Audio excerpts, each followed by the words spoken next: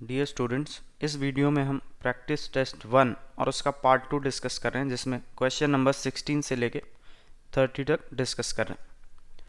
तो 16 क्वेश्चन है, a ball is thrown vertically upwards with a velocity of 20 meter per second from top of a 160 meter high building. The time taken by ball to hit the ground. तो एक building है, इसके top से 20 metre पर second से एक ball को throw कर, और ये 160 मीटर हाई बिल्डिंग है, तो नीचे आने का टाइम। तो इसको ओरिजिन ले लेते हैं और ऊपर की डायरेक्शन को पॉजिटिव। तो हमारे पास क्या क्या डेटा है, एक्सेलरेशन लगेगा जी डाउनवर्ड्स, जी को 10 दे रखा है, तो इनिशियल स्पीड को लेंगे +20, एक्सेलरेशन को लेंगे -10,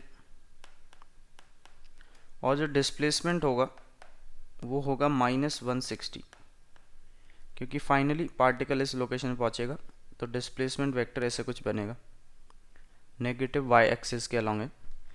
तो s is equal to u t plus half a t square, इसको यूज़ करते हैं। -160 is equal to 20t minus 5t square, 5 से कैंसिल करेंगे, यह आएगा 4t और 32। तो इसको क्या लिख सकते हैं, t square minus 4t minus 32 is equal to 0। तो मिडल स्प्लिट कर लेते, t square minus 8t plus 4t minus 32 is equal to 0। Factors क्या क्या बन गए, t कॉमन ले लें तो t minus 8 plus 4t minus 8, तो यहाँ से क्या आएगा, टाइम 8 सेकेंड, -4 सेकेंड नहीं हो पाएगा, 8 सेकेंड करेक्ट है, first option. The position time graph of two objects A and B are as shown in graph. From graph we can conclude that. तो slope of x T graph क्या देता है, velocity. ए की slope positive, मतलब ए की velocity positive है, B की velocity negative है। तो इसका मतलब अगर हम इस डायरेक्शन को पॉजिटिव लें तो डायरेक्शन ऑफ मोशन किधर से पता चलती है, वेलोसिटी से। वी है इधर, वी भी इधर, दोनों अपोजिट डायरेक्शन में मूव कर रहे हैं, सेम डायरेक्शन में नहीं कर रहे। Object A starts motion earlier than B, तो दोनों same time t is equal to 0 पे स्टार्ट हो रहे हैं, दोनों सेम टाइम पे स्टार्ट कर रहे हैं और दोनों अपोजिट डायरेक्शन में मूव कर रहे हैं। डायरेक्शन ऑफ मोशन किससे पता चलेगा, वेलोसिटी से। In which of the following cases an object can be considered as point object. तो पॉइंट ऑब्जेक्ट कंसिडर तब करते हैं जब जब जिस चीज़ से हम कंपेयर कर रहे हैं वो बहुत बड़ी हो उसके कंपैरिजन में। तो length of train in comparison to platform, length of engine in comparison to length of train, spinning cricket ball that turns sharply on hitting the ground. तो फोर्थ ऑप्शन करेक्ट है, size of nucleus in comparison to size of atom. Atom के comparison में nucleus का size बहुत कम होता है, तो न्यूक्लियस को एक पॉइंट ऑब्जेक्ट कंसिडर कर सकते हैं एटम के सामने। Two vectors are said to be equal, तो दो वेक्टर्स को इक्वल कब बोलते हैं, जब दोनों के मैग्नीट्यूड भी सेम हो और डायरेक्शन भी सेम हो। Magnitude same and direction same, और एक वेक्टर का मैग्नीट्यूड किससे रिप्रेजेंट होता है, उसकी लेंथ से। Magnitude represented by length of vector.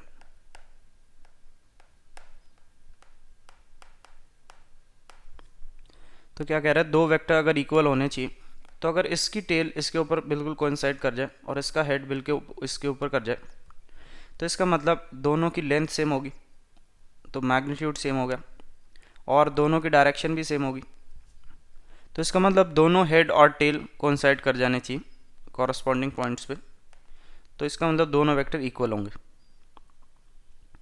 दोनों चीज़ कोइंसाइड करनी चाहिए। A null vector has, तो नल वेक्टर मतलब ज़ीरो मैग्नीट्यूड और direction not defined. Null vector को ऐसे रिप्रेजेंट करते हैं,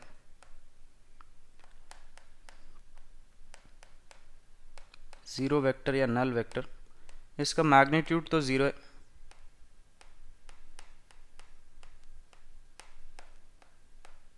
लेकिन direction not defined.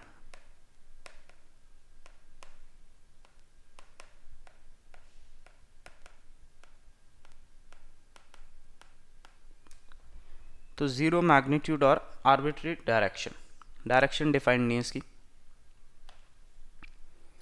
To a person moving with a speed 5 metre per second towards east, तो इसको ईस्ट डायरेक्शन मान लेते हैं। To a person moving with a speed of 5 metre per second towards east, मतलब velocity of man with respect to ground east direction में और 5 metre per second. Rain appears to be falling vertically downward with a speed of 5√3, तो rain ऐसे कुछ है vertical direction में। Velocity of rain with respect to man ये है 5√3 metre per second.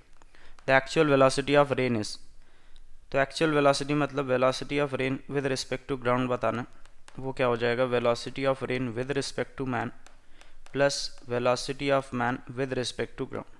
तो दोनों वेक्टर्स को ऐड करना सिंपल। तो दोनों वेक्टर्स को अगर हम ऐड करें, इनका रिजल्टेंट कुछ ऐसे आएगा,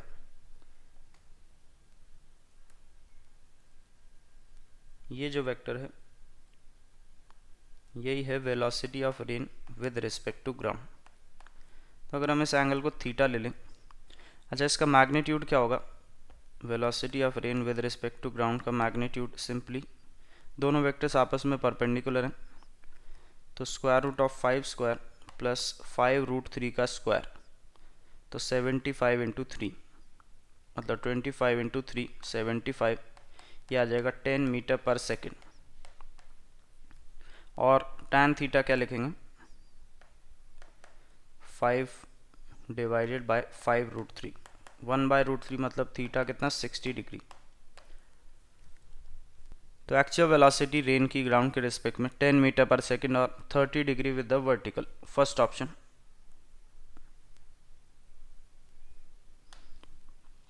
a vector can be resolve, तो एक वेक्टर को कितने भी कंपोनेंट्स में रिजॉल्व कर सकते हैं, इनफाइनाइट नंबर ऑफ कंपोनेंट्स। मान लीजिए एक वेक्टर ये, तो जो हम रेजोल्यूशन करते हैं वो होता है रेक्टेंगुलर रेजोल्यूशन, जो हम नॉर्मल करते हैं, मतलब दोनों कंपोनेंट्स आपस में परपेंडिकुलर। अगर इस क्वेश्चन में पूछता कि मैक्सिमम कितने रेक्टेंगुलर कंपोनेंट्स हो सकते हैं, तो आंसर होता 3, लेकिन यहाँ पे रेक्टेंगुलर वर्ड यूज़ नहीं किया, इसका मतलब जो कंपोनेंट्स हैं वो कैसे भी हो सकते हैं, ऑब्लिक हो सकते हैं। तो एक वेक्टर अगर ऐसे है, एक कंपोनेंट ऐसे भी हो सकता है, दूसरा ऐसे, तीसरा ऐसे, चौथा ऐसे, तो इन सब का समेशन ये वेक्टर। तो एक वेक्टर के इनफाइनाइट कंपोनेंट्स हो सकते हैं ऑब्लिक रेजोल्यूशन में। रेक्टेंगुलर रेजोल्यूशन पूछता तो maximum 3। The magnitude of components of a vector, तो यहाँ पर भी सिर्फ कंपोनेंट बोला, रेक्टेंगुलर नहीं बोला, तो मैग्नीट्यूड क्या हो सकता है, ज़्यादा भी हो सकता है वेक्टर से। जैसे मान लेते हैं एक वेक्टर ये है, इसको हमने रिजॉल्व किया, this vector plus this vector, तो देख सकते हैं ये जो कंपोनेंट है इसका ओरिजिनल वेक्टर से मैग्नीट्यूड ज़्यादा है, लेंथ ज़्यादा है। तो अगर ऑब्लिक को रेजोल्यूशन कर रहे हैं तो मैग्नीट्यूड ज़्यादा भी आ सकता है। तो अगर यहाँ पे रेक्टेंगुलर बोलता तो फिर मैग्नीट्यूड कम होता या बराबर होता, लेकिन यहाँ पे कुछ नहीं मेंशन किया, तो हम जनरल सोच के आंसर करेंगे। A motor boat is racing towards north at a speed of 10 meter per second. Wind starts to blow with a speed 10 meter per second at 60 degree east of north. तो पहले north direction बनाते हैं, north east.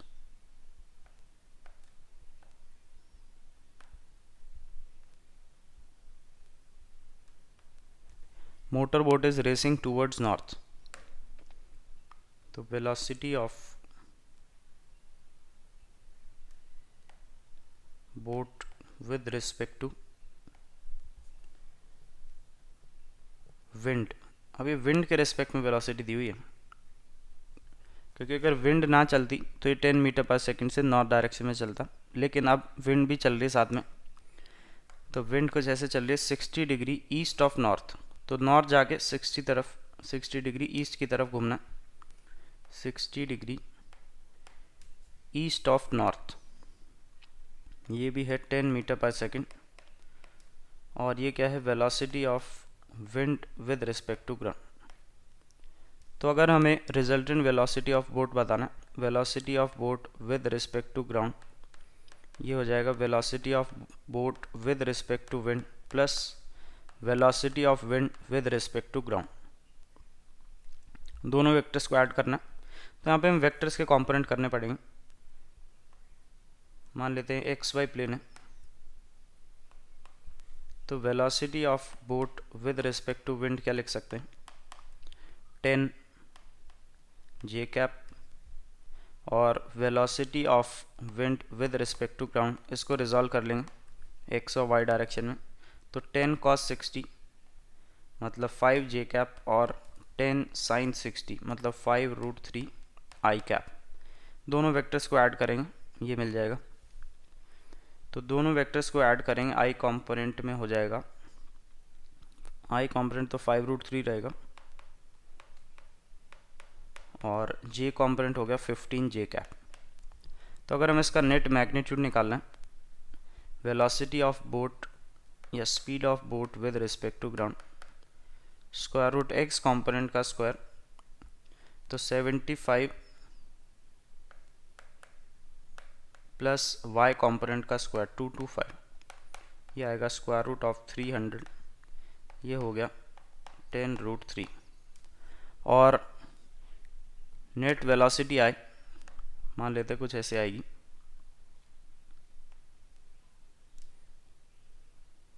ये angle बना रही है theta north direction से, तो tan थीटा क्या लिख सकते हैं, x component divided by y component, तो 5/3, तो ये आ जाएगा 1/√3, तो थीटा कितना हो गया 30 डिग्री। तो 10√3 नेट रिजल्टेंट वेलोसिटी और 30 degree east of north, first option.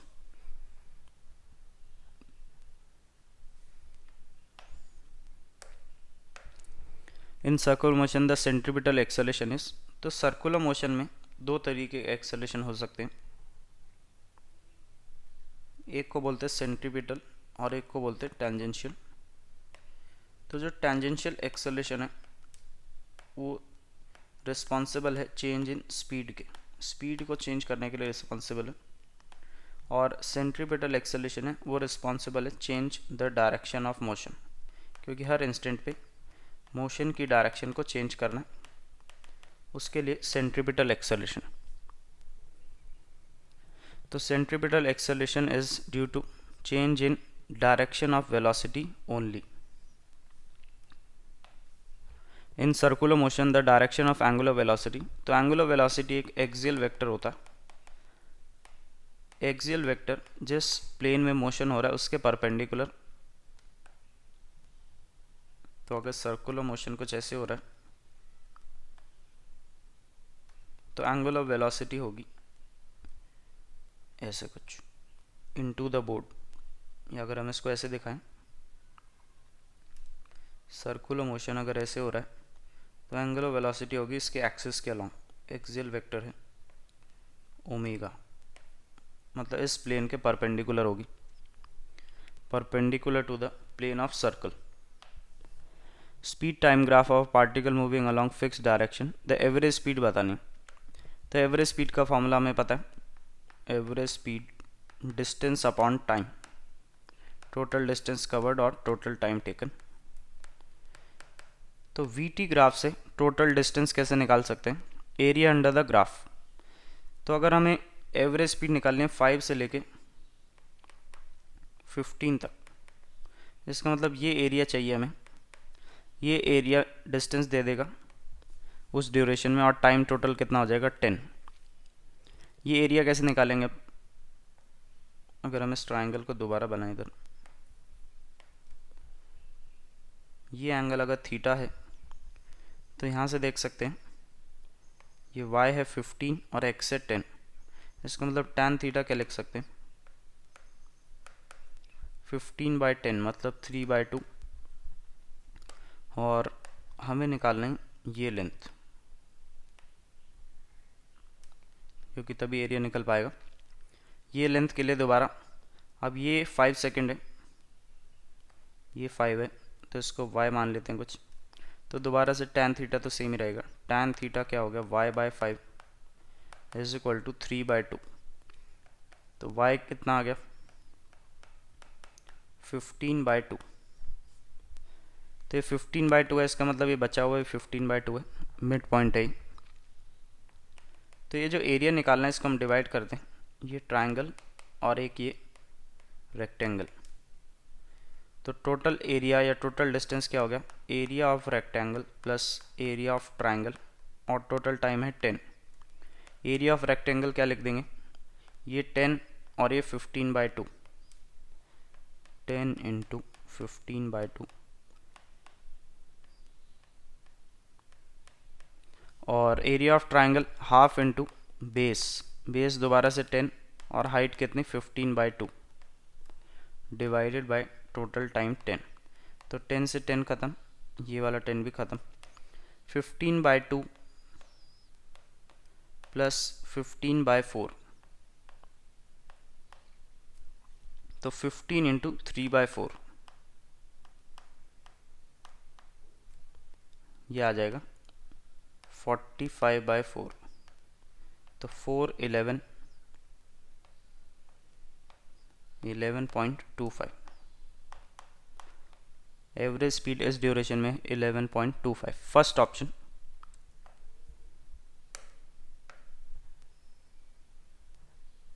The velocity time graph of a particle in one dimensional motion is as shown. तो आपको बताना कौन सी इक्वेशन T1 से T2 के लिए वैलिड लगा सकते हैं। तो T1 से T2 के लिए अगर हम ध्यान से देखें, स्लोप ऑफ ग्राफ वेरिएबल है, स्लोप हर जगह चेंज हो रही है, तो इसका मतलब एक्सेलेरेशन कांस्टेंट तो नहीं है। तो एक्सेलेरेशन कांस्टेंट नहीं है तो इक्वेशंस ऑफ मोशन जो होती हैं उनको हम यूज़ नहीं कर सकते इस ड्यूरेशन के लिए। जो इक्वेशंस ऑफ मोशन है उनको यूज़ नहीं कर सकते।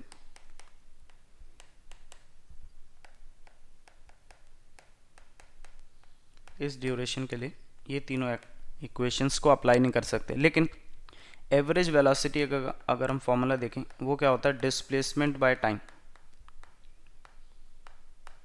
तो अगर x डायरेक्शन में चल रहा है, डिस्प्लेसमेंट क्या होगा? Delta x by delta t, change in x coordinate. तो डेल्टा x हो गया x फाइनल मतलब x at t2 minus x at t1 divided by t2 minus t1। तो ये फॉर्मूला तो जनरल है, ये किसी भी सिचुएशन के लिए यूज़ कर सकते हैं, एवरेज वेलोसिटी। इसका मतलब बाकी इक्वेशंस यूज़ नहीं कर सकते, इसको तो यूज़ कर सकते हैं स्टिल, चाहे एक्सेलेरेशन नॉन यूनिफॉर्म हो। A boy standing on a lift moving with a speed 10 meter per second. Lift is open from top. The boy throws the ball with a maximum speed of 24.5. In how much time the ball returns to the hand of boy? तो इसको हम lift के frame से solve कर लेते हैं। In the frame of lift, तो lift के फ्रेम में अगर हम जाएंगे तो लिफ्ट कांस्टेंट स्पीड से चल रही है। इसका मतलब जो बॉल है उसके ऊपर सूडो फोर्स लगाने की ज़रूरत नहीं, कांस्टेंट स्पीड से चल रही है। इसके ऊपर अभी भी फोर्स क्या लग रहा है? mg in frame of lift.